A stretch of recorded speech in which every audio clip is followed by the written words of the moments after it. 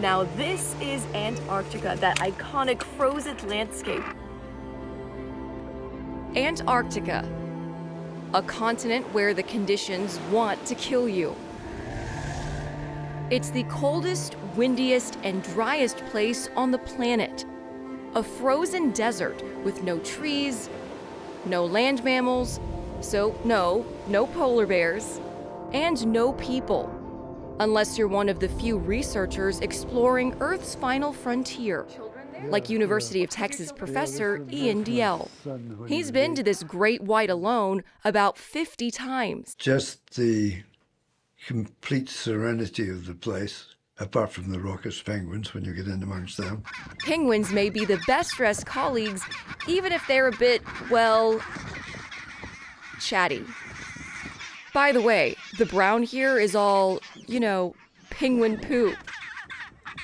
The penguins are always fascinating, of course, But they smell kind of bad. in their thousands they smell bad together. They're all right when they come back from sea. But The UT geologist is studying how continents and oceans have changed over time. You were over here. Being a British kid, I grew up on a diet of Captain Scott and Ernest Shackleton. Scott and Shackleton were British explorers who led historic expeditions in Antarctica. The Scotland natives' findings have improved our understanding of Antarctica's history and the current fragility of its ice sheet. The Antarctic ice cap has been losing ice much faster than any of us would have thought. And we can make a difference.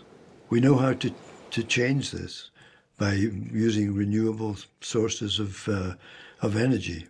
But at the moment, we lack the will, apparently, as a race, the human race, to do this.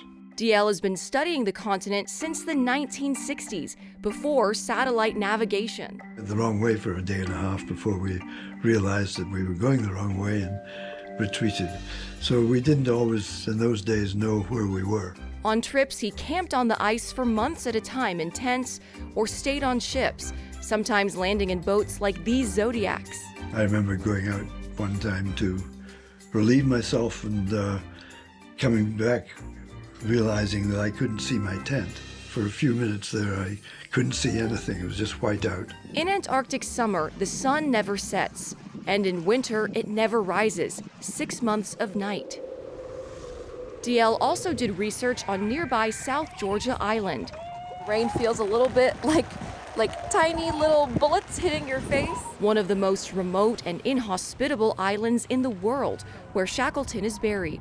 Behind me, you can see and hear a colony of both king penguins and gentoo penguins, along with some really adorable, though surprisingly aggressive fur seals. I find them fascinating.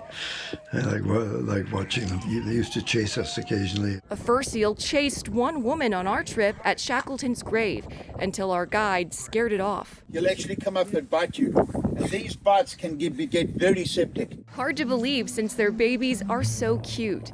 They make new friends, they want their mom, they pose for the camera, all while their penguin neighbors get in collisions on the penguin highways and look for love. Rejection hits the same across species. Helping us appreciate Antarctica has been Dalziel's life's work.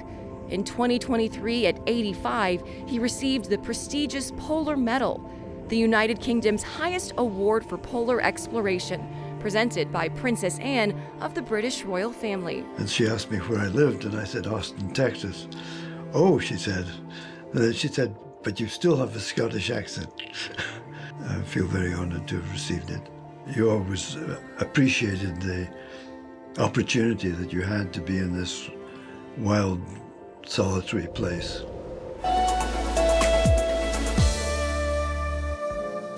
Thanks so much for watching. If you like this video, be sure to subscribe for more from Austin Insight. You can also watch full episodes of Austin Insight for free on the PBS app.